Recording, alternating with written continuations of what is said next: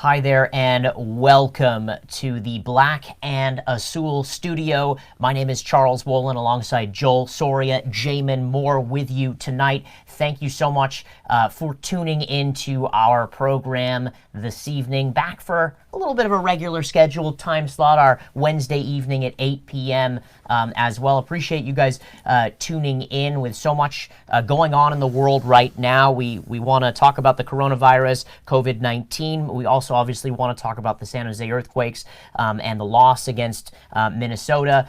We've got a lot of videos to show you of Matias Almeyda, various different data points as well that we've put together for you. But we do want to start the show on a somber moment, and I just want to say appreciate you tuning in to our program time and time again. There's a lot of things that you could be doing with your time, and hopefully this program provides a distraction away from what's going on. And we don't want to be sensationalizers here with what's going on in the world. We want to give you our take and how the COVID-19 virus is potentially impacting Major League Soccer. As you all know, earlier today, the NBA season was abruptly canceled for the rest of the going, as well as the NCAA tournament is going to be held without fans, just close family. The San Jose Earthquakes have their home match here against Sporting Kansas City postponed, and the County of Santa Clara, is now limiting crowds of over 250 people. First it was 1,000, now 250 people, as well as at San Jose Mineta Airport, 3 TSA agents tested positive for the virus. So want to chat here with the roundtable about what's going on in our community, because it is important. Want all y'all to stay safe, of course, and chat about, first of all, the impacts of it and Major League Soccer. Just 2 games in here, Joel, and a game already postponed, and then Santa Clara County kind of on lockdown, basically, at this point. Where do you see this going from what you've been seeing? Look, I don't want to sound alarmist, but I don't think that leagues, legitimate professional leagues in the United States have a whole lot of options moving forward. I think that the NBA paved the way for a lot of the top leagues in this country. And I actually think that they need to follow their lead. I think that, like the NBA, MLS needs to really think about potentially suspending the season indefinitely, for the safety of its fans, of its players, of its front offices. I mean, I'll speak for myself. My workplace shut down, and we're working remotely. Don't want to sound alarmist whatsoever, but these are realities. This virus has swept the entire world from their feet, and it's costing a lot of lives. And just to bring it back, it's affecting the Quakes. I mean, this affected the Quakes firsthand. It's affected its fans, you, the viewer. It's affected me, you, Jamon, as well, in one way or the other. So I just think that, we'll see what happens, but I really do think that the MLS should follow the NBA's leads and really consider, postponing at least the season for the upcoming future. I think they're really optimistic right now. I'll just give you a quick personal story. I was expecting to be in Guadalajara this week, not expecting to make the show. Had already told you guys I wouldn't be able to be here.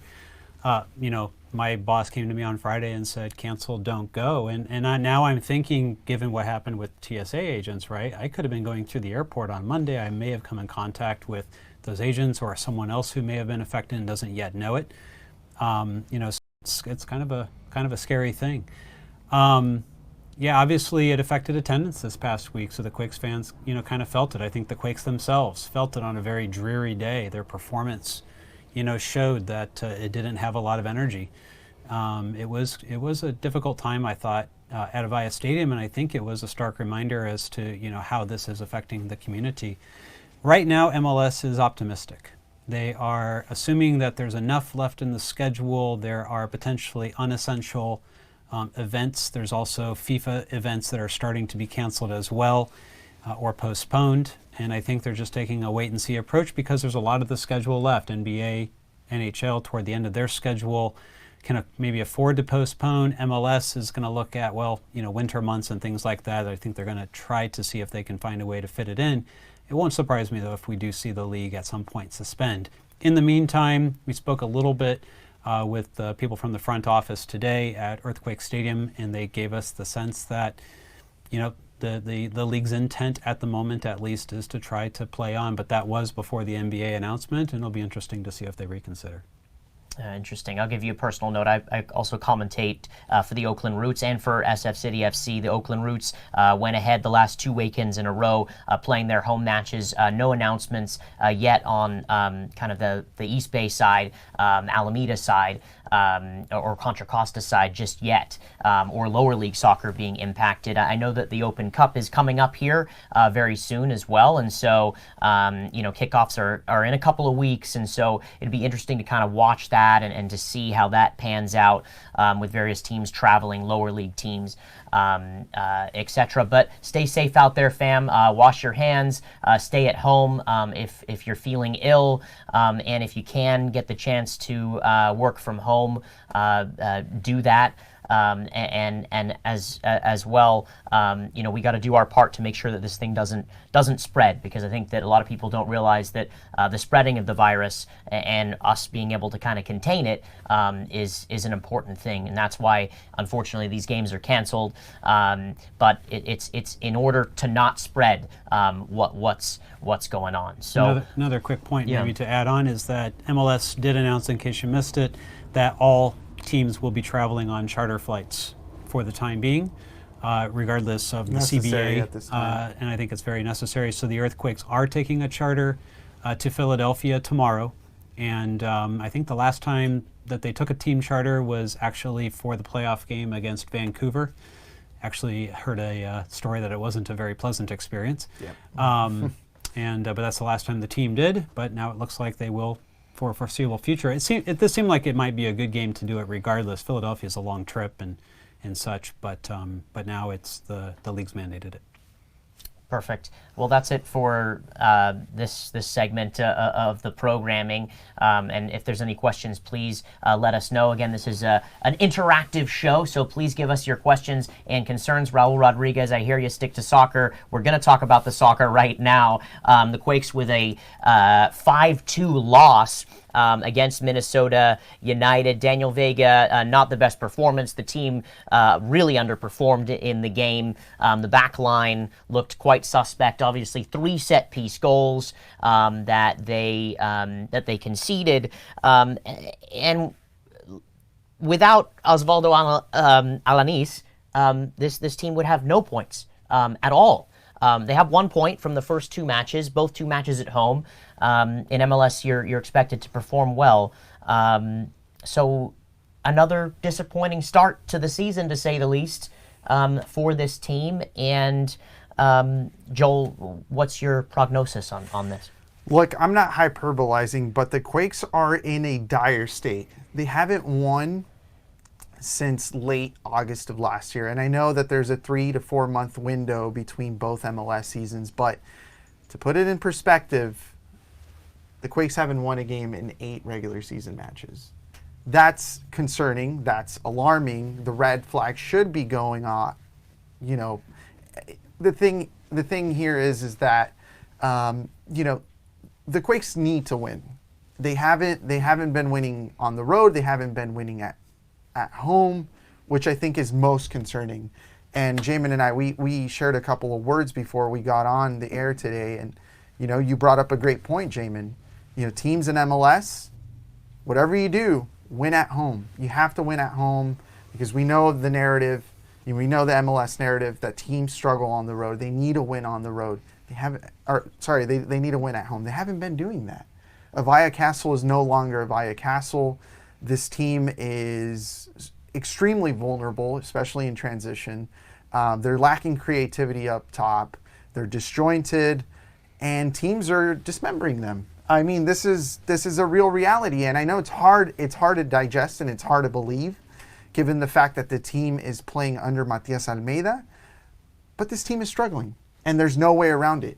You know, the game against Minnesota, to me, is arguably one of the lowlights under Matias's spell.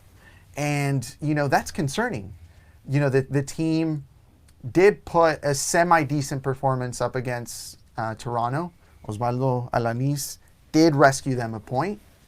But that doesn't change the fact that the Quakes haven't won a regular season match since late August. That is concerning to me. It absolutely is. It's really concerning at this point that from within the team that they don't see it as alarming. Matias Almeyda, in his post-game press conference, when challenged, and I started it, I asked him a point-blank question about why his best defensive players were not on the pitch, and he basically told me that Florian Jungwirth is your defensive player of the year, indicating that it wasn't his defensive player in the year, and I'm struggling to then figure out who was his defensive player in the year. But he's not playing his best defenders, in my opinion, in Flo Jungwirth and Judson. I think we would share that sentiment as well. And then with his attacking lineup, he puts them into a configuration that is not really suited to the individual strengths of the players. And I challenged him a little bit on that today as well. And we have a video, and I'm not going to preempt that conversation. But it really was concerning to just hear the players go like, yeah, we got a point out of 2 games, which is, hey, that's better than we did last year. To your point, Joel, as you mentioned on Twitter, where's the competing nature here? Why is this considered acceptable to have no wins in 8 games and actually no wins in your last 4 home matches? You have 1 point over 2 seasons in your last 4 home matches. It really is absolutely concerning. So today we did ask Matias Almeyda. We said, what do you make of the underperformance? We talked about set pieces, we talked about other things, and I think we have a quote here from today's press conference from Matias Almeyda that we'll share with you. And you want to take that one away, Charles? Sure.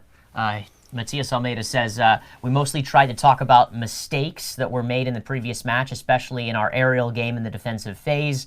There were many instances where the players were unmarked. I always say if the opponent jumps and beats my player, it's to his virtue. If my player missed his mark that we studied and assigned to him, it's a mistake, and mistakes in soccer are very costly. From one point, we're correcting those type of actions that influence the match, but I saw some positive things when I analyzed the match. I can't just take away the result. Although it did not make me happy at all, I try to take away some good things while recognizing the bad and trying to correct it. We can study the opponent, we can train, and there will be a final decision which is taken by the players, and I always trust that they will overcome in those instances. Yeah, I mean, from that quote, it's like, okay, yes, we gave up 3 set piece goals. I hold the players accountable. They need to perform better. And he talked about in training this week that they did focus on set pieces quite a bit more than normal.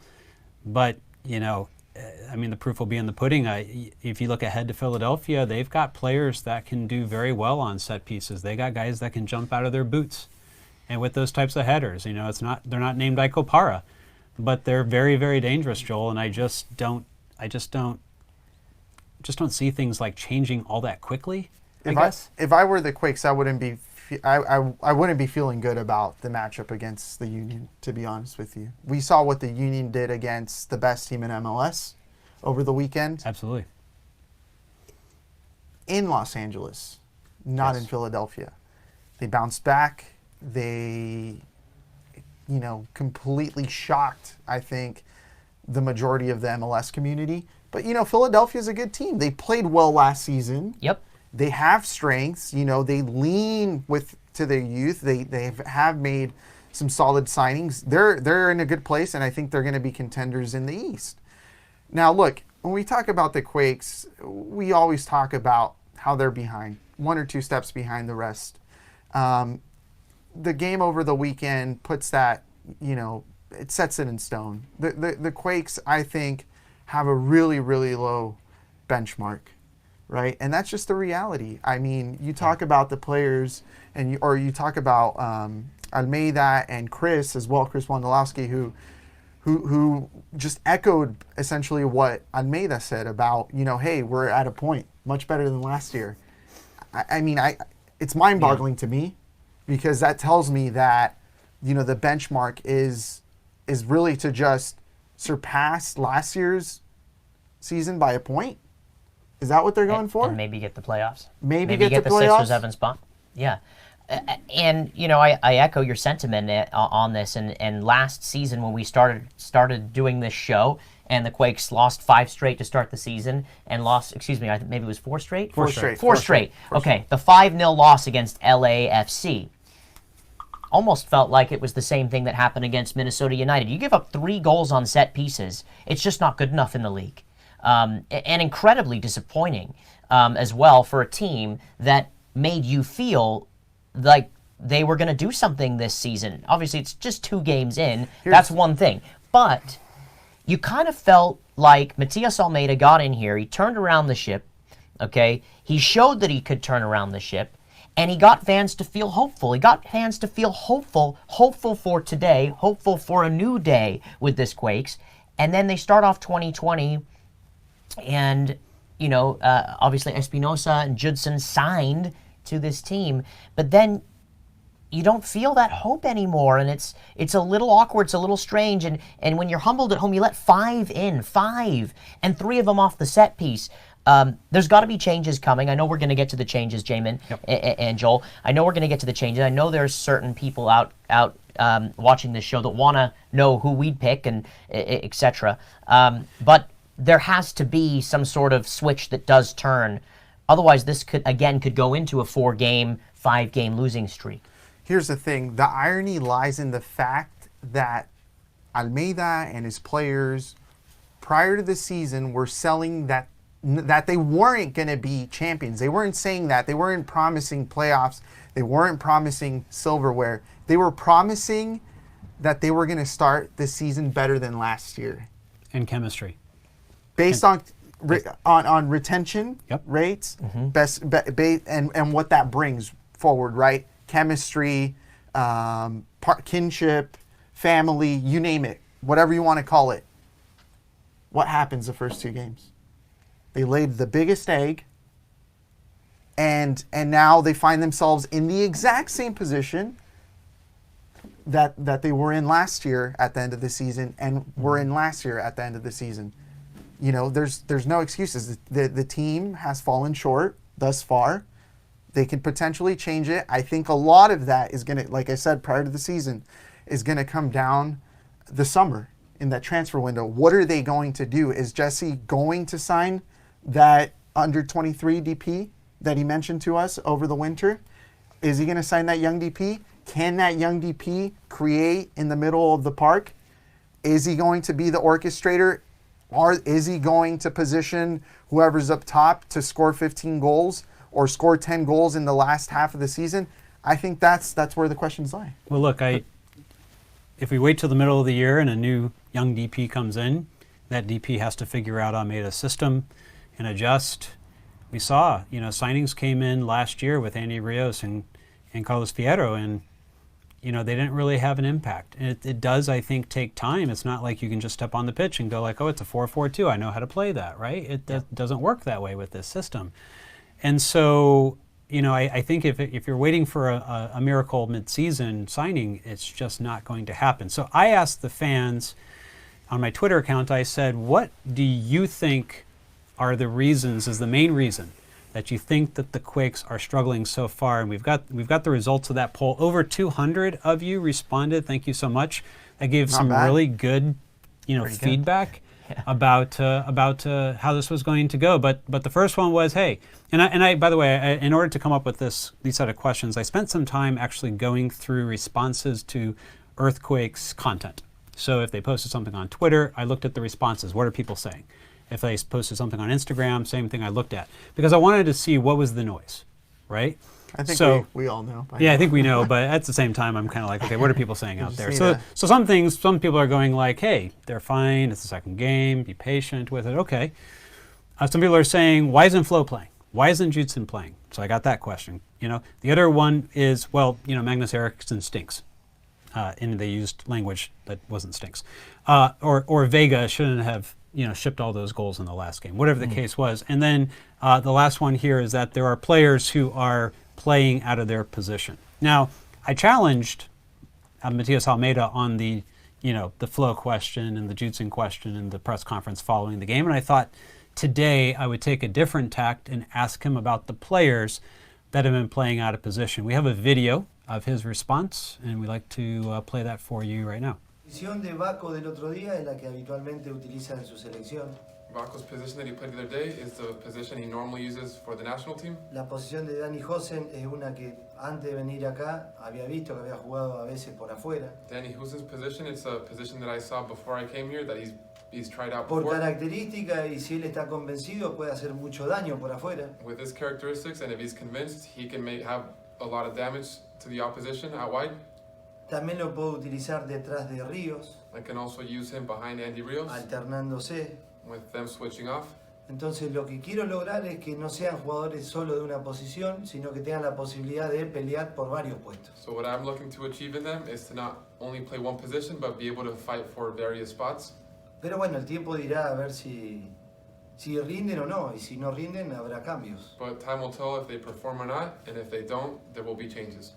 En fase ofensiva hemos llegado bastante en estos dos partidos, Offensively, we got there quite a bit these last couple games, pero sin llegar a lastimar. but without being able to hurt them. Entonces necesitamos mejorar esa contundencia. So we need to improve on that and become.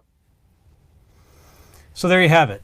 Matias Almeyda is basically saying, look, it's not working the way I would want it to work. However, there are reasons I have put them into these situations. I expect them to be successful. I'm telling them what is expected of them. It's up to them to step up, and if they don't, changes are coming. But that's an indicator to me that likely we're not going to see changes, at least in the attacking part of the lineup on Saturday, Joel. It's going to be probably what we've seen so far, and it's maybe their last chance to show what they can do before changes are coming. Yeah, I think Almeida is going to give his players the benefit of the doubt. He's going to give them as many minutes as he can afford to have them, gel into their system. I see this big contradiction, to be honest with you, and I go back to, keeping the roster nearly intact from last year, yet coming into this season and making, wholesome changes to the scheme. I think, for the lack of better words, they're kind of shooting themselves in the foot. Absolutely. And these are questions that need to be asked, and I'm glad you're asking them, Jamon, because, to at least in my perspective, the journalist who covers this team, on a surface level, this doesn't make much sense. But then again, Matias is a very sophisticated manager with loads of experience and a whole lot of, worth in this world. So I don't want to go in too much and question his methodology, but from the outside looking in, it does seem very, very contradicting. I think he's the type of manager that doesn't like to. He likes to find his first choice 11, and he likes to have 2 or 3 players that'll come off the bench. He's not going to rotate the team and make wholesale changes. He's not going to make 5 or 6 changes to the team that lost, to Minnesota and then lost to Philadelphia 1 week to the next, and then rotate the team because of an Open Cup or a CONCACAF Champions League type of situation. And that does speak to the type of manager that he is. He's loyal to his players. Usually successful managers are, stick with their 11 in that nature. And I do think that he's the type of manager that did evolve at the end of last season, the middle towards the end of last season, to find that best 11 where they went on that little bit of the run and they kind of stopped the rot, if you will. Why doesn't he mimic that? But though? but why but, doesn't but he I go also with that 11? but also I It's a think fair question. Yeah, and that's what I it try to is- press him on. And I he think has virtually the same players to work with. right, and then he also had a preseason to work with that we didn't know much about, right? And so I think that there's things that we don't know that we didn't see down there in Cancun and other places where they perform that he sees that we didn't necessarily know about, that we would be able to discern that kind of information. So this guy has his team, he has his 11, he's loyal to them. You're saying that he's given the players the benefit of the doubt. I don't necessarily think that there's anything wrong with that kind of management style. I don't. I like There's that not. from a manager. Right. But where does it start from, hey, the manager needs to make changes, to, hey, the players aren't performing? And I think those are two interesting things, and perhaps, maybe he's not coming here and maybe the players aren't performing, which I definitely think there's a lot of both. Yeah, this was my conversation with Jesse Fiorinelli. I mentioned it last week. I caught him at the elevator of both games heading down to Matias Almeyda's press conference. So let me rehearse what we talked about in the very first, after the first game, and then let me tell you what happened after the second game. So in the first game, I said, Jesse, that was a lot of change. That was not the way that you had set up in preseason, because we had a good sense, even though we weren't at the game, we had good information that said this is how things were set up in preseason, and they completely changed it from preseason. Last game on the way down, it was more like, Jesse, I'm going to have to ask some hard questions here, and I'm just giving you a heads up that I'm going to come in with a hard question, and I did, and Almeyda fired back, and we don't even have time to show the clip because he and I had this back and forth. I had to cut it short for Twitter just to fit it, because he and I had this back and forth about Flo Youngworth, and you're siding with Flo Youngworth, and Flo Youngworth, made all these mistakes last season and all this kind of stuff, and he's talking about, Flo Youngworth for me played left back last season, left center back last season. What position does Guram Kasia play? Oh, right center back. Okay. That's why he's not playing. I mean, basically, that's what it came down to. And I took it, okay, and I'm not used to kind of this back and forth. I haven't really seen Almeyda do that before, and now we've learned, at least I've learned that he's done this for years with Mexican reporters, so now I know. I'll be better prepared for that type of thing next time, and understanding that he's okay with a little bit of back and forth here. But, my question, is more than who's Guram Kasia's backup? Because we just saw Kasia, and I love Guram Kasia, and you know this, how much I love him, and I really think that he's had you a might great, love a great him, but career. he's becoming a liability. But he is becoming a liability in let's make MLS, that and I just want to clear. point out that I was, early on I was trumpeting that, hey, he could be one of the best players we've seen, because this is the way he's performed in the Netherlands, right? This is the way he's performed for Betis. At the age of 27, 28, 29, he's now looking. Sure, absolutely. And I think he's struggled with a couple things. One is the athleticism and speed in MLS. That's one, right? The second part is, I think, the one-on-one defending that Matias Almeyda's system requires. And it's fair to say that he was at fault, at least majority at fault, for 3 of the goals in the last game. And so that's where I'm coming from. And so now, given Matias's answer of, Flo Youngworth is a left center back and Guram plays right center back, it's like, what, is all hope lost? Like, if, Kasia gets hurt, are we, who are we playing? Casey Walls? Jacob. At this point, Jacob? I mean, honestly, and so, to me, it was just a somewhat irresponsible answer, because I think we all know the answer. It would be Flo. He's right-footed. He can definitely play on the right side. In fact, He's played on the right side before. I went back to 2017 and I found the data. And Jason's got it for us. He can actually show it to you guys. If you can, Jason, pull up that right center back one there. So there you go. There's games that he played in 2017 for the Quakes. By the way, played just about at a 1.5 points per game during the time that he played right center back. Didn't hurt the team. The team was fine in 2017. This is his heat map from that time, and you can see he passes well at 85%. 80% of his tackles, which, by the way, in small data set is actually better than he was last season in 2019. So he can play, right center back. And by the way, I think Matias is trying to pull the wool over our eyes, because we happen to know that he was paired with Tanner Beeson, who was playing left center back in preseason on the second squad. Yeah. And he was playing right center back. And so I don't know what Almeyda is trying to do here, a little smoke and mirrors or what, but we know he can play right center back. And by the way, I confirmed with someone in the club today to go like, seriously, is that really true? And they're like, no, he can play right center back. And then we also have to think, who best complements Alanis. And in my eyes, that's Should be Flo. Youngberth. Now, we might expect some growing pains. If he's really, hey, look, I haven't played on the right side in real MLS competition in 2 years, I get it. Like, there's certainly going to be growing pains. pains now if Youngberth gets inserted into the starting 11, because then you have to incorporate cognitive dynamics, right? The fact that he was deprived from what I thought a universal right.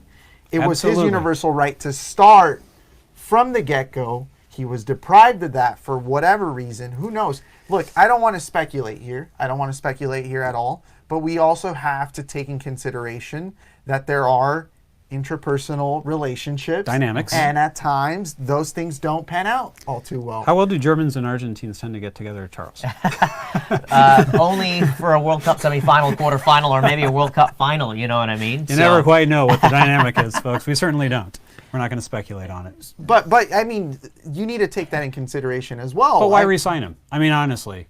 Like, if there's this, let's say there is some discomfort. Things can change overnight. I understand. Let's say there is some discomfort though in the locker room, and there, for whatever reason he didn't start last season. He's not starting this season. Only when pushed after 4 games and unable to get any points did he actually get the field, right? So, if there is something, my question is, why did everyone feel good enough to re-sign about the situation? If it's that tense, I can't imagine that it really is that bad. Well, I first we don't know. We don't know. We don't know. But I again, I shouldn't be assuming, but I want to assume that Florian isn't making as much as he did last time around. I don't know. About And he does. I've spoken with him. Mm-hmm. He does love living in the South Bay. He loves this team tremendously. He does. He wears his heart on his sleeve. I think we all know that. Exactly. The Ultras, he's a fighter. The Ultras showed a picture of him this week with no words, just to go like, "Hey, we're behind you." That's Flo. a subliminal message. It is, absolutely. Yeah. He it sounds like he is the third choice center back. He just hasn't had his he hasn't had his turn yet. And going back to last season, it's not right? He shouldn't be the third choice. He should be at least the second choice here. Correct. I agree with you. But there were 4 center backs last year, and he was rotating through them. At one point, Harold Cummings was also a starting center back for this team, and then they got rid of him as well. And he wasn't that bad. By the way. Cummings wasn't too bad. No, in fact, actually, when I did winning an analysis, percentage on Cummings, high, when he plays on the correct side, Cummings' winning percentage was very good. When he plays on the opposite side that he's less comfortable with, it was very bad. So it's here's an interesting thing. I want to lay this out. We think historically in the Fiorelli era, we've had some of the most productive center backs leave, and yet they've decided to retain some of the worst center backs. It is somewhat interesting. This show is definitely partial to Andres Imperiali. So, and by the way, never lost a game at home. He is very fond of reminding us. Imperiale, Cummings, yes, Youngberth. By the way, they haven't let go of Youngberth, obviously. But they won with Cummings. Right. They won with Imperial. And they've won with Youngberth. You can critique. They haven't won with Kasha. They have not won with Kasha. They haven't won with a full Kasha's winning percentage with this team is incredibly low. And they haven't. Correct me if I'm wrong, but they didn't win with. It's the lowest. I think it's the lowest. It is low. And correct me if I'm wrong, but they didn't win with a Fulter.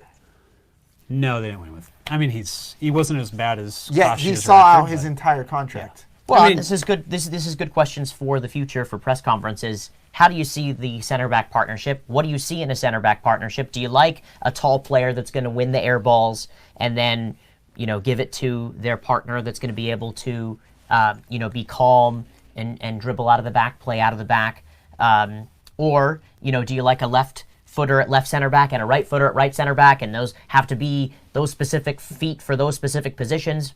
What's the story for the center back pairing? And I don't know if there's ever been that kind of clarity under the Almeyda era, and I still think that he's figuring it out, and that's quite clear. No, and the whole left versus right thing, honestly, doesn't matter. It doesn't matter. It doesn't matter until you actually go into the attacking phase, and you actually have to move the ball around the back, which is not usually under pressure anyway. Right.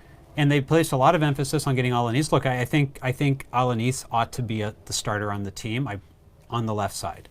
I get it.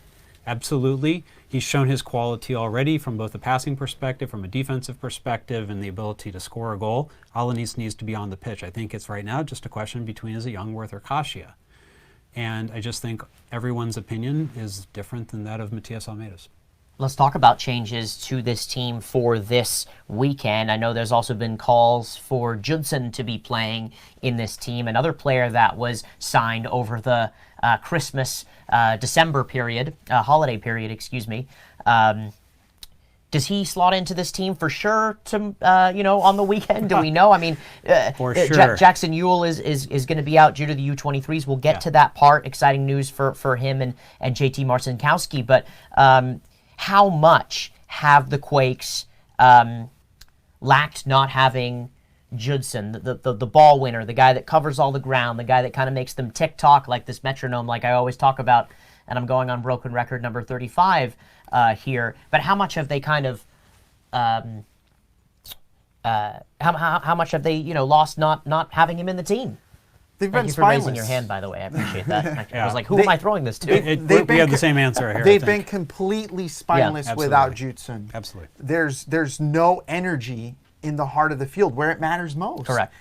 Also causing this And there are wide fortunately gap. good players that are just out of position without him on the pitch. That too. So he gels he brings everyone It's together. not their fault. He is the engine. He is the heart of this team. To see him out first two games is completely shocking to me, to be honest. Yeah, I still say that he covers the most ground in MLS. I've got charts that prove that. You can go to my season preview with American Soccer Analysis to see the charts.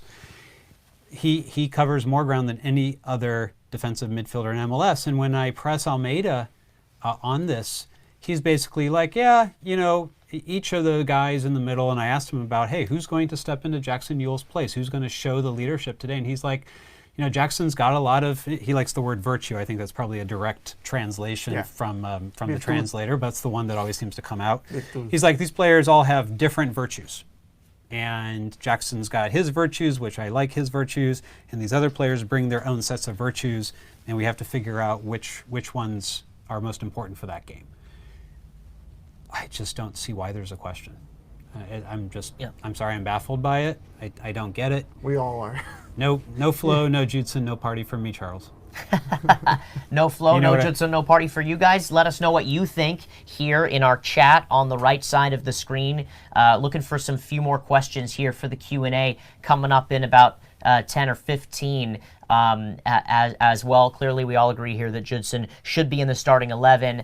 Again, a player that is that linking player, that player from the back line through the midfield, to the wingers, to the target forward, whoever's playing. And tough to not see that kind of player that exudes so much energy, that covers so much ground, not in the team, because I think that they actually, whoever scouted Judson in the first place, deserves a lot of credit, because he does things that no other player can do, and he reminds a lot of us of N'Golo Conte or a Makalele in his prime. Arguably the best signing under the Fiorinelli era, by the way. It's up there. It's up there. It's up there. It's very close. Bang for your buck. between him and Espinoza, it's young player.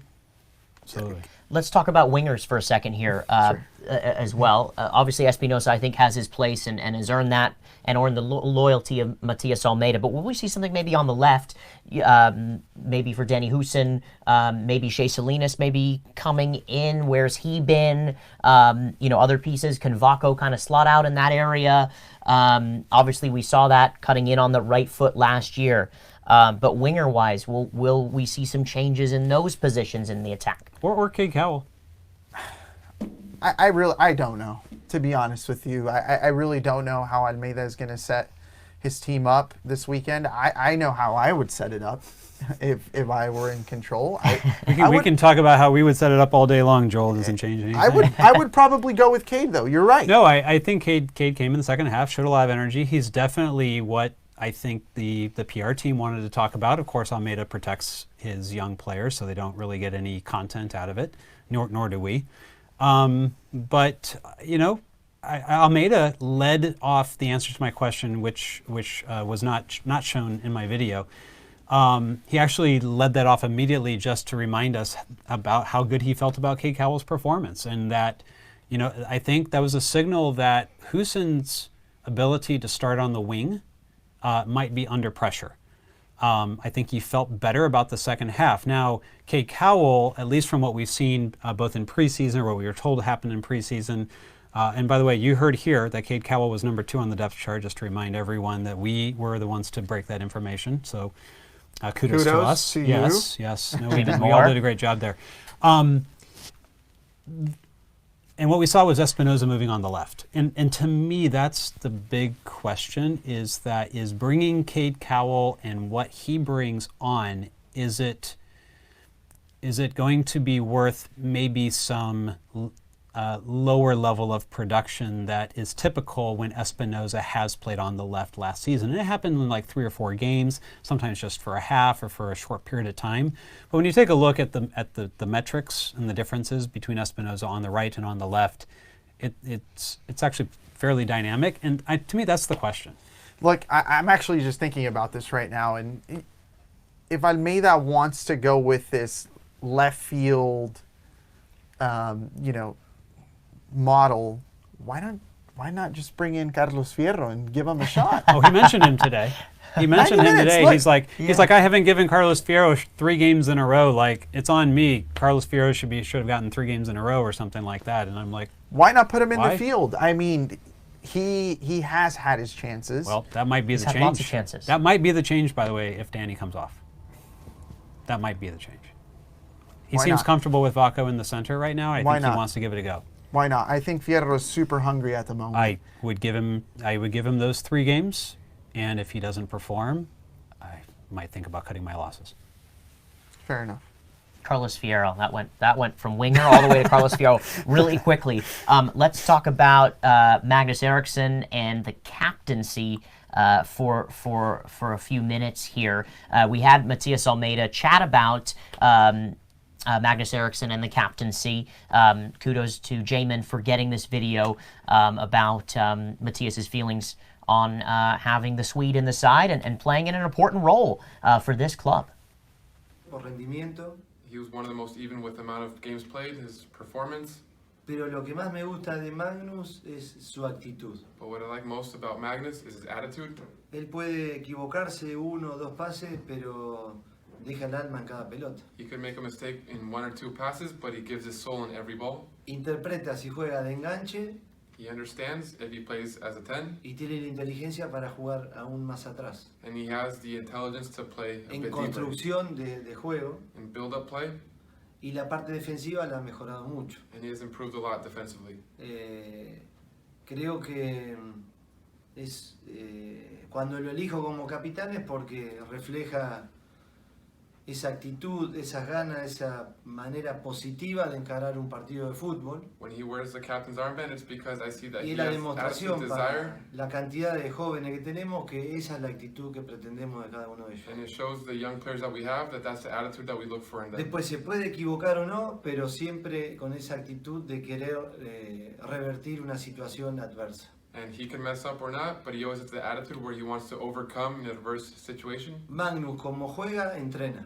Magnus, the same way he plays, he trains. Entonces me ha gustado mucho y ojalá que siga de esta manera. So I liked him a lot, and hopefully it keeps going this way. Pero es un poco el alma de este equipo en ese sentido. But he's a bit of the soul of this team in that sense.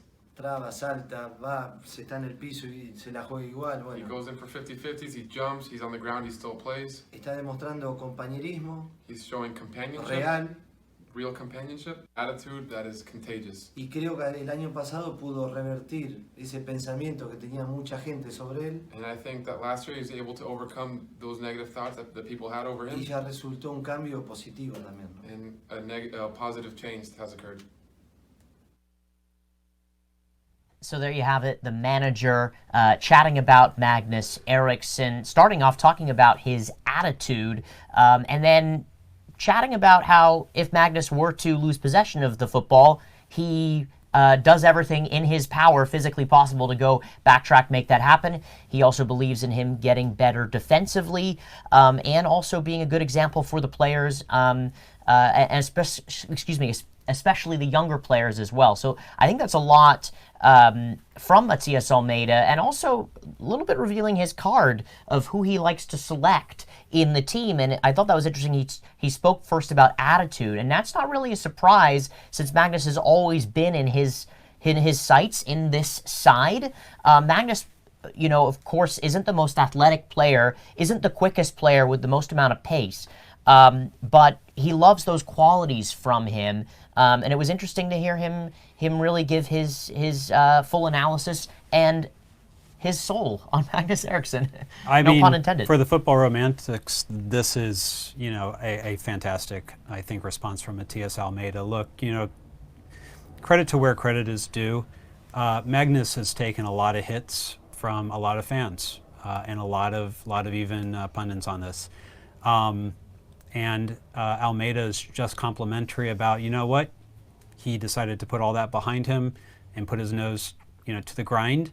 And he shows the work ethic that we want our young players to have. And I put the captaincy on him because of that work ethic. Not because he's the best player, not because he's the best on the pitch at talking to the referees. None of the things that we tend to associate as fans.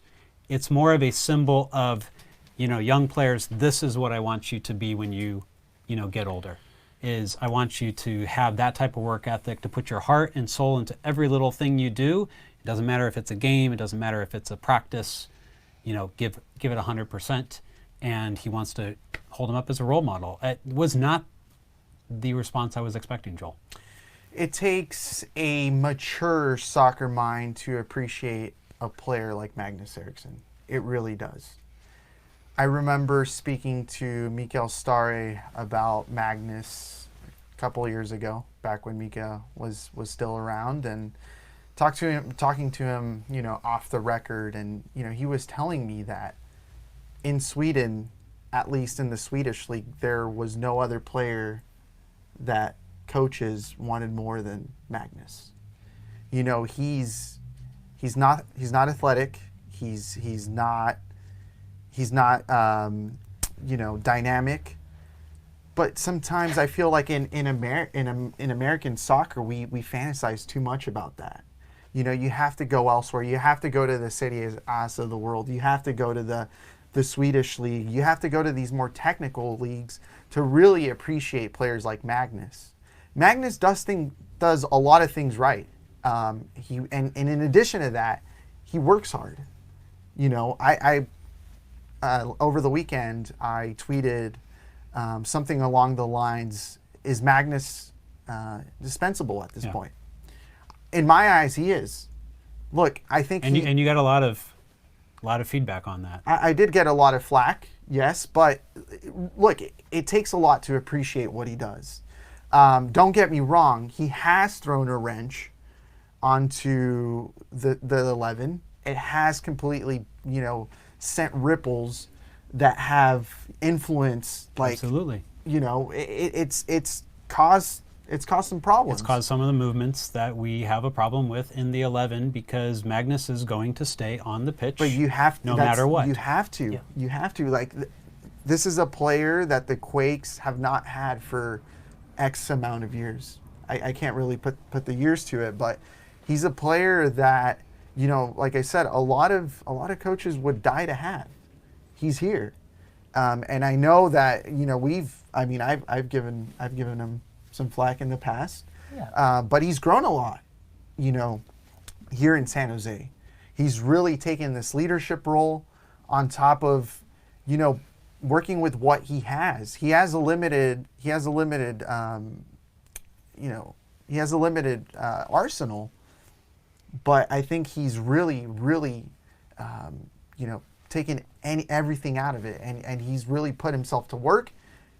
And in all fairness, he's doing well. Yeah, and one of the things that Almeyda pointed out is his consistency, and to me, that's the part that kind of speaks the most here. Other than his leadership and things for the young players, is like, why have him on the pitch all the time? It's because his performance is fairly consistent game over game. It doesn't really change that much. You kind of get what you get with Magnus. He's kind of like a B to B plus but he's consistently in that range. And occasionally he'll have a C, occasionally he'll have an A, but he's more consistent than a lot of other players on the team. I just think it was a very interesting response. I thought people would get something out of it, maybe look at Magnus in a slightly different light. Some of you will never forgive him for 2018, and I get that. But I do think that there's a reason why he's in the position that he is, and Almeyda gave us his thoughts as to why. Here's the thing, though, by the way, just to clarify, Magnus does get a lot of love. Just go into his social media accounts, and you'll see an endless amount of... Swedish fans, for sure. Exactly, of love from his former club. He's a legend there. They love him. They love Magnus. They do. All right. Let's move on and talk about Jackson Ewell and JT Marcinkowski with their call-ups to the U23 squads. We have a quote from the manager, Matias Almeyda, to share with you, to chat about these two young lads getting called up. And here's the quote. Firstly, it makes me happy for them to be with their national team and represent their country. That is something very nice that comes with soccer. From that point, being an ex-national team player makes me very pleased, and I hope they get good results and advance. On the other side, Jackson has become a key player in our system of play. We do have players that can fill that position, but with different qualities. Hopefully, in Saturday's game, let's hope we don't miss him too much. The players that are here are ready to play with other traits. We're wishing that Jackson and JT become the best players of their national team. So there you have the manager giving his praise about both of these two, but also knowing that he's going to miss his box-to-box midfielder, his number 8, his number 6, his number 10, his guy that he's remade and had a really amazing season last year.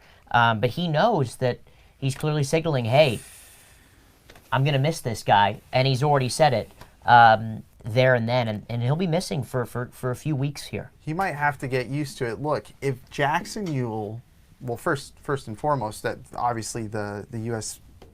needs to make it and qualify Against Mexico. And Costa Rica, which is very tough. And But the Dominican Republic.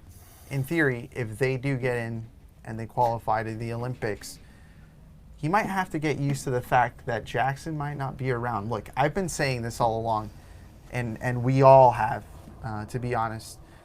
Jackson has the potential to be playing in Europe.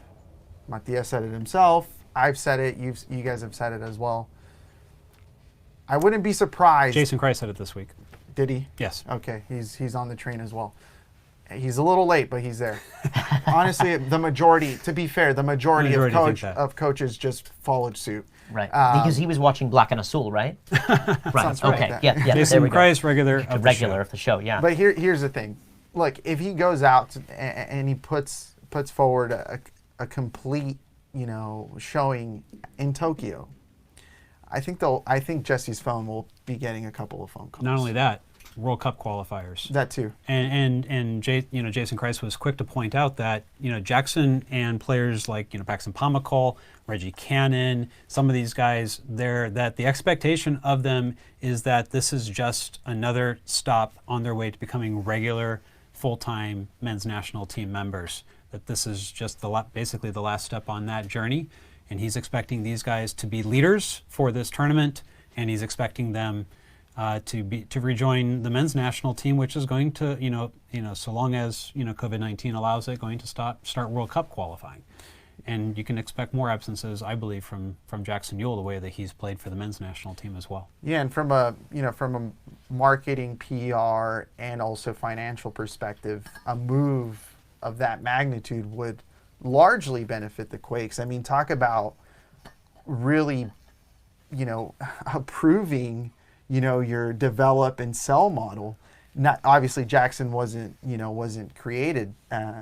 He's not a academy product, but he was brought in, at a relatively young age, and he has been a Quakes player ever since he started his professional career. So I think that would bring a lot of validity to the project under Jesse Fioranelli.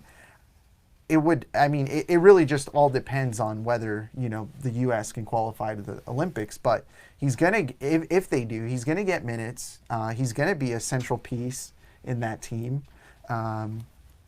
And if he does well, why not move on? Why not move on to Europe? Let's talk about JT for a second too, because JT has got some time in 2018, and he's been waiting in the wings very patiently, right, for Daniel Vega. And I think we will see. This tournament has potentially opportunity for JT to do well, to show well, and to start to give some confidence more in the team, to maybe look at him and say, is 2021 going to be the year that he takes the permanent reins as the goalkeeper of this team? And Daniel Vega has been very gracious in saying that when that time comes, I want to support him. I want to help him and Matt Bersano on their journey to becoming top goalkeepers in this league.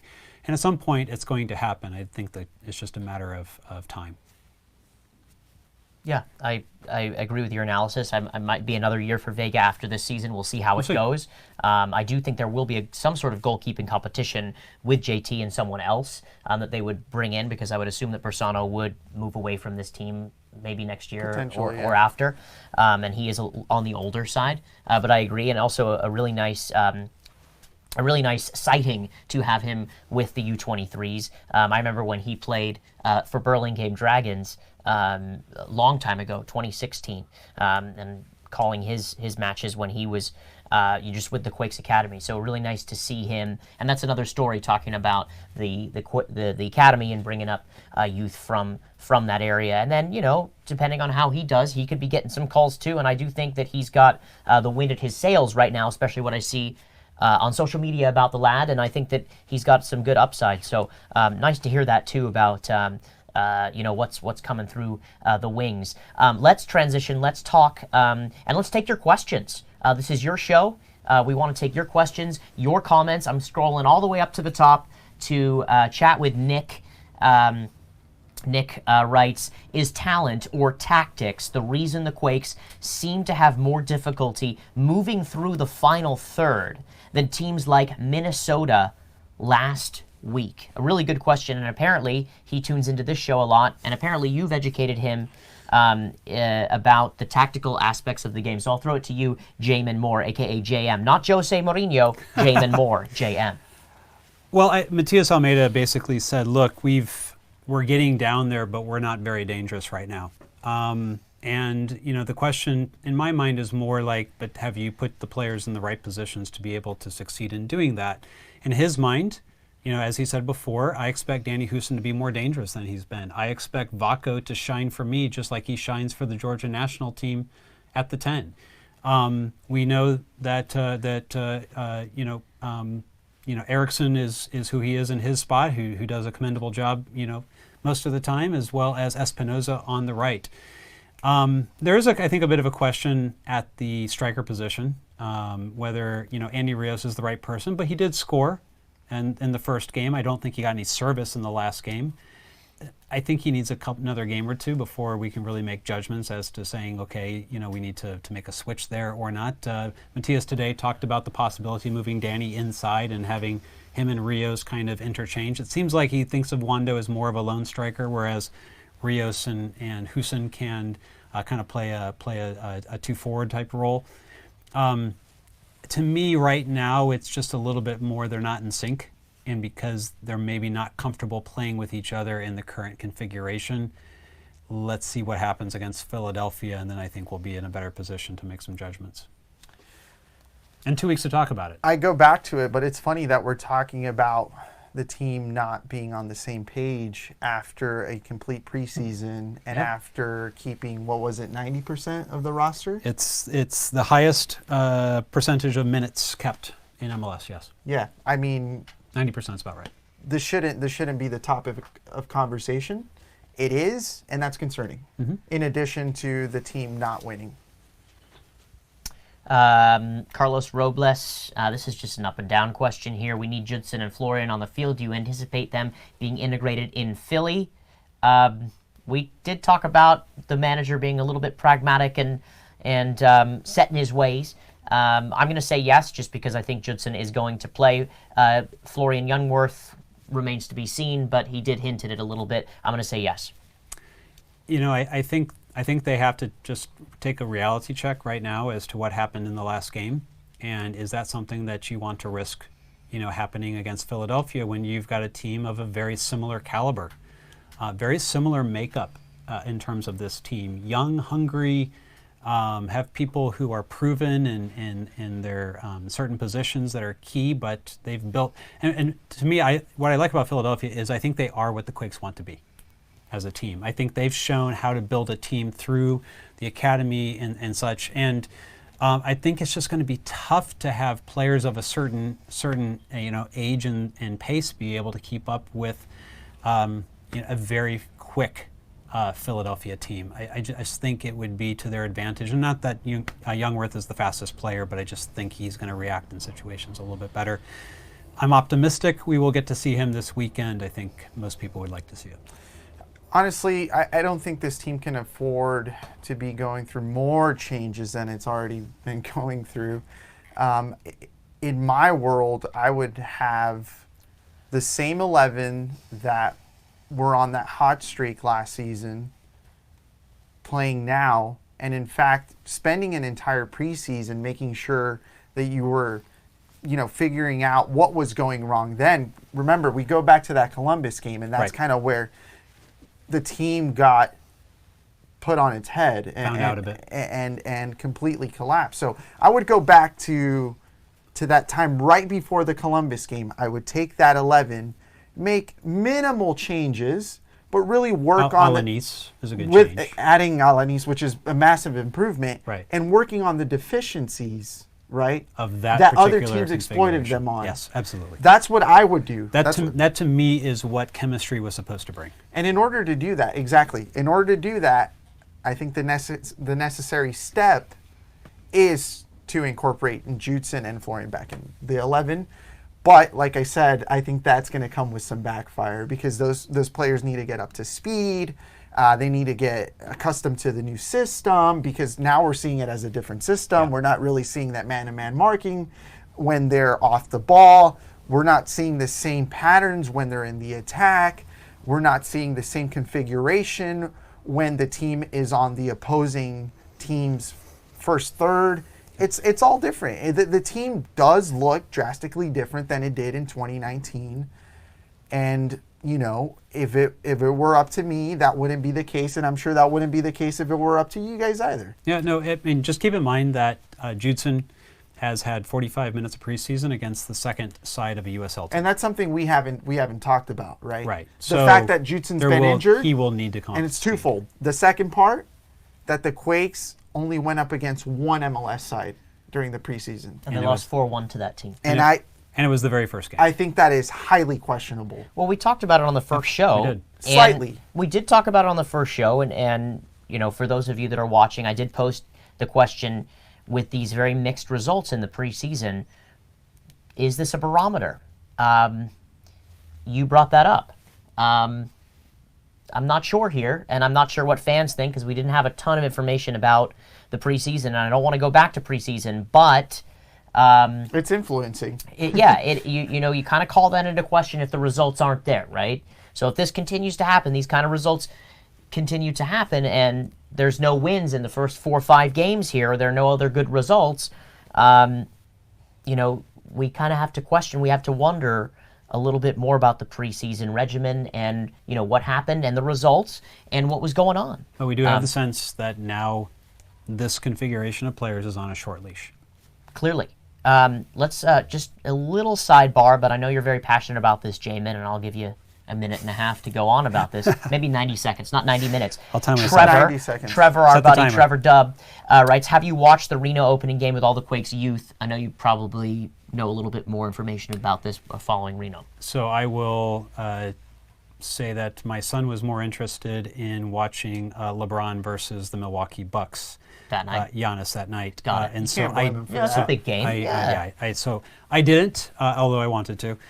However, we did get a great write-up from Colin Etnier that came on Quakes Epicenter. That currently is available only as a preview for our Patreon subscribers there. However, it does cost something. However, we're going to make that publicly available tomorrow, so look forward to that, and you can get the update if you haven't seen it already from Colin, who did watch the game and is very knowledgeable about Reno.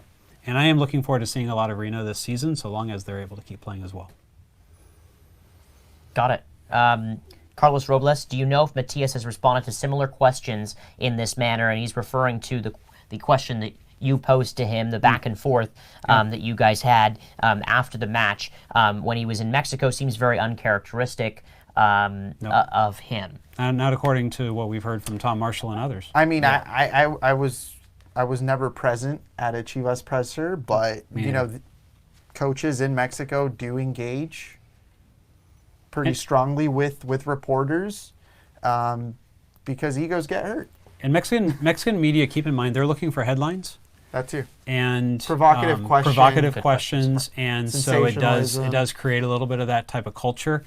In our case, if we take a look, and just give you guys just a quick peek behind the curtain, if you take a look at the people who are in the press room who are asking the questions. By the way, we had a very full press room after the game. It was quite packed in there.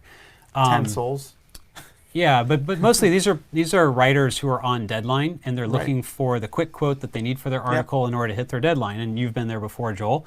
I am not. I'm I say I'm more of an analyst and a content guy. I'm looking for analyst type answers. I'm looking for good content. Yes, I pushed Matias a bit. Part of that was it's totally fair, I'm looking for a good video. I got one, and so there's that. But I thought the questions were fair. We talked to Elliot Almond, who's been at the Mercury for 40 plus years, in the Bay Area Not sure how as long, a writer. but He's been there for a while, and he thought that Matias was a bit unprofessional in his response. I told him I got good video.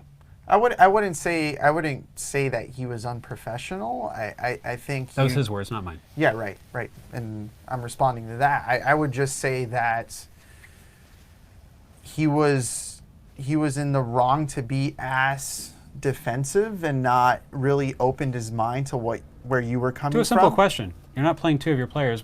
They're great defensive players. What's the reason? And he basically said, "Well, I don't rate these guys as high as you do." And I know there's a language barrier there. There is. That really doesn't benefit the conversation, doesn't benefit the interaction. Yes. But you were in the right to ask that question completely, and he was in the right to respond, but not in that manner. It was a very direct question, Yeah. and it might have felt a little bit provocative and maybe put him into a defensive posture. At the same time, I also want to ensure, and I try to ask my questions in a way that I think the translator will ask it back to him, and it will be well understood. So if you try to beat around the bush too much, who knows exactly how that's going to get translated to Matias. Interesting question, and thank you for asking that. Jose Lopez, this is a little good question. We dealt with this subject a little bit last year. We don't know too much about transfers, but I'm going to put it over a little transfer window. Joel Soria here. What are our chances of picking up El Conejo Brizuela? Of course, he's talking about Isaac Brizuela, the Chivas player. He's from, I think he's from San Jose. He was born in San Jose. He's born in San Jose. I don't want to get too quick to transfer news, transfer topics, but I know that was something that we did chat about last year on the show, and I love the question. Transfer talk is always welcome. Yeah, of course. Bring it on. Look, I don't know. I can't really put a percentage to it. If I had to, I would say somewhere in the 20-30% range. I don't think the likelihood is all that high. Do I think he would be a great fit? I think he would, to be honest. I think he would be a great left winger. You can could fit well into the system. You can have two dynamic wingers who have proven their worth in bigger and better leagues. I mean, that's what Fierro was supposed to be. That's how he was marketed. But right. Fierro had bad years on his back. Right. Look, I think he would be a stellar signing. In reality, I think he's way out of the Quakes' their range. I think there's definitely financial limitations. We're all very aware of that, and I think they come to play in this situation. Back to Carlos Robles, because your questions have been very on point tonight, and here we go. Lima has not looked like himself on the left side. How do you see his performance, and do you see Lopez getting a chance at left back? I actually see it a little bit differently. If you take a look at the last two games, Matias Almeyda has brought Shea Salinas in at left back. and Lopez is currently playing in Reno. That's a sign to me that right now the second left back is actually Shea Salinas, and Matias mentioned him by name in the press conference today, called out his effort, called out Cade Cowell's effort before he addressed my question about the players in their different positions. I think if Lima doesn't step up, I mean, the fact that he came off after 45, I don't think is a fitness question, or I don't think it was. He was injury one of the related. worst on the field over the weekend. That's what I'm saying. I just feel like that it's not going to shock me if Shea Salinas gets an opportunity to start at left back right now, but I don't think it's going to be Marcos Lopez. And do you? Okay, so you think he's the I second think choice left back? I think currently right now it's right not now Marco he Lopez. is. Right now he is, and that's not a prediction I would have made in preseason, but. It looks like Lopez right now needs to prove himself in Reno, and he did not stand out according to Colin. I'm not going to play the expert here because I didn't watch it, as I said, but to Colin's eye, he did not stand out at all in the Reno opening game. It's one game. Let's see what happens from here. It's sad that 2 games into his second season, Marcos Lopez isn't in Almeyda's plan. It really is. It's shocking. It's just hard to believe and hard to digest. I mean, this was a player that, and is a player that, Jesse and Bruno and part of the front office really, really touted and cheered on. And, he's not paying dividends at the moment. I want to imagine that in the near future, he really just doesn't have a place in the A team. I think for the moment, they may be looking at him. Keep in mind, he's what, 19, 20? He's 20 years of age, turning 21 this year. Okay. So he's not all that young. He's not all that young, but it feels to me like Almeyda is starting to think of him as one of these development, players like the homegrowns or like the MLS draft players that are coming in that, hey, look, he's only 20. Let's not put pressure on him. But here's the thing. But he came to America to play. Exactly. He was advertised as the player that you bring in. He's on the Peruvian national team. Right. You bring him in. He has national team experience, one of Gareca's favorites. Comes in, is supposed to hit the ground running. In a year or two, you're shipping him off to Europe. And that's been the farthest thing. It's been the farthest thing from that. It's been the complete opposite. It's been the complete opposite. And more on this, right? We talked about this a lot at the beginning of last season. Nick Lima, is he going to Europe? What's the story? Can he play right back? He can play left back. Where is he going? And then he got all these U.S. men's national team performances. And then it was about Marco Lopez, and then he was starting.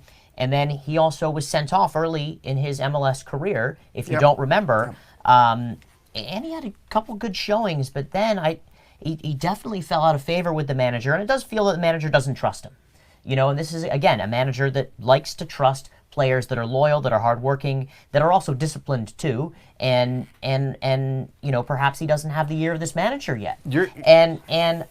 Personally, I loved watching Marco Lopez play last year, and I do feel like he is an heir apparent to left back, but the way that you make it seem, Jamon, that he's kind of put him into this developmental group and kind of written him off. It's just the way it started off so far. This may be the way it is going, and this might be where it's headed, and Nick Lima's got that left back position nailed down. And we've talked about Nick Lima so many times on this program where it's, okay, he can play left back, he can play right back. Is he going to get sold? Is he going to go to Europe? When is he going to Europe? Oh, wait, but now he's out of the side and someone else is in his position and he's being benched. And then the manager's saying, oh, national team Nick. So there's a lot around Nick Lima. I think he's been okay to subpar, but the whole back line needs to perform together. They're a unit together. Obviously, there's certain players off of a corner kick or a set piece that concede goals that don't stay with their man, like the manager said. But for me, it is clearly Nick Lima's position. It's his spot. He can play left or right back. He's the left back at the moment. Shea Salinas is the backup. Marco Lopez is kind of out of the plans. It's a bummer to see because I appreciate and I like the way that he played. And as you said, Gareca really rates him. Gareca is the national team coach of Peru, by the way. And the way that he gets forward and what kind of left back he is. I'm surprised on a couple of fronts. I mean, look, Lopez had national team experience, and then over the offseason, he was getting regular playing time with the Peruvian U23s during Olympic qualifying. And from what I heard, I didn't get to watch any of his play, but he was, he was putting together. It was impressive. He was putting together formidable performances. Now, I think you hit the nail on the head, though, Charles, when you talk about trust and the trust and the bond that Lopez and Almeyda have. I think there's something wrong there. I think Almeyda has lost his trust in Lopez. I think Lopez has made a lot of amateur mistakes on the field, and that has cost him his position. Look, Lopez isn't a bad player. We know that. He has a lot of potential. He can be a national team player for Peru. Peru is an extraordinary team. I mean, we're talking about an elite South American team.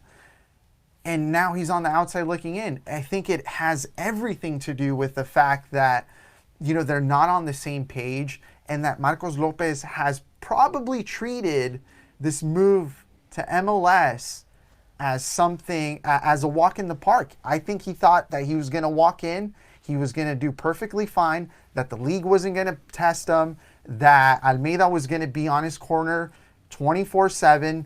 Now he's getting the other side of the coin. And now he's displaced in Reno. I mean, this is just all really shocking to me. And on Nick Lima, I think he's been on the roller coaster for far too long. I mean, this guy keeps going in loops. And it seems like the roller coaster is never going to stop for him. Under Almeyda, he has gone through, some pretty drastic changes. I mean, you're talking about losing his right back position, going to left back, getting called to the national team where he shouldn't have been called to the national team because he wasn't getting playing time. Has some solid performances with the national team, comebacks, doesn't get accepted. Loses his spot in the middle of the Gold Cup to Reggie Cannon. Exactly. Then that happens as well. Then he gets played in the center of the field under Berhalter. I mean, so many things. We talk about Europe. Now it seems like Europe really isn't a possibility, at least if he wants to go to competitive league in Europe. That's not, I think that's completely out of the radar. And now, to start the 2020 season, he's looking like one of the worst players on the field.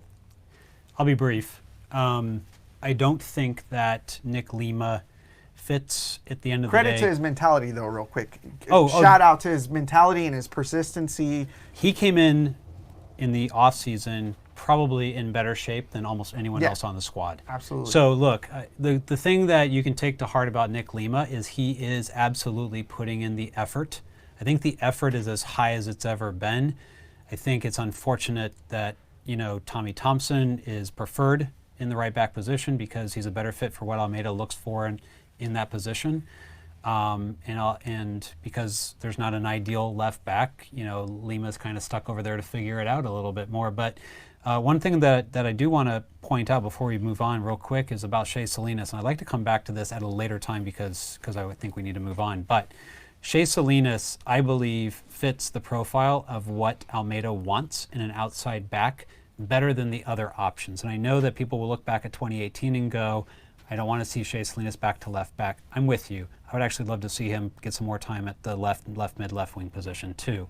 That said, I think he fits what Almeyda is looking for. If you look at what Tommy Thompson does on the right, Shea Salinas is capable of replicating that on the left, and Almeyda may be realizing that. And we might see more Shea Salinas. And I'm going to dig into that more, and maybe we'll do an analysis in a future segment. Quick ad. I know I'm preaching to the choir here, but let's take a couple steps back and realize that we're still talking about a left back dilemma in 2020. Yes. Joel Soria. And we're about to go full circle on that topic. He said it himself. Thank you again for that lovely question. Again, Carlos, really appreciate it. This is just going to be an up and down question here from our friend Satish, who writes, is Luis Felipe in the radar as a CDM, a defensive midfielder? Is he probably rated? Jackson Yueill is playing ahead of Judson. And then he's right probably now, third or fourth. If Almeyda rated him, he would have had that opportunity. I think Luis Felipe is in that awkward situation, and I'll expand on that. You know those soccer players that don't get sent to the reserves, but they don't make the 18 and they just show up to every home game and sit in the stands? That's where he's at right now. It's unfortunate. He would actually be better off to get sent to Reno to get some time and to stay sharp, and particularly now that Matias Almeyda, now that Ian Russell, at Reno is playing the man marking system. But I think it would be to his benefit. Right, but you gotta keep him around, keep him in San Jose, keep him training with the first team. He's just an emergency player. By the way, just to point out, being at the stadium today, most of the players that have been playing in Reno in the past weekend are in the Quakes practices. They're not practicing with Reno. Just to point that out, because I think some people may think, are they sitting in Reno? The answer is no, they're in San Jose. So, and that includes Luis Felipe. I saw him today. Final question of the night. I'm going to throw it right back to you. Jamon is from our friend Marcelo, who writes, any thoughts on Skahan? He's hit the ground running in his own right, and it's beloved that Matias really likes him. Any added info to what that's all about would be great. Well, I think we got a glimpse into that from how he rates, Magnus Eriksson. I think what Almeyda's looking for are the people who really kind of bring that effort 100% of the time, who will scrap, who will go into the 50-50s. You guys, did you see how animated Almeyda was when he was getting to the end of the video about Magnus Eriksson and talking about how he goes into 50-50s? He got really animated. It excites him when players play with that level of passion. I have to bet that Jack Skahan, he's come in with that level of passion. He's a winger by trade, being asked to play in the center of the pitch. And by the way, did an excellent job according to Colin Etnier. He was glowing about him, had a goal for Reno, scored the first Quakes goal of preseason of the decade, technically. Wow. And, so far, there's a lot to like. There's a lot to like, and I am looking forward to tuning into Reno games. I hope they can keep playing. I want to tune in and I want to see him play, and hopefully I'll bring a better analysis for you. I think Jack Skahan is the quintessential NCAA success. The one that can be molded into whatever the coach pleases.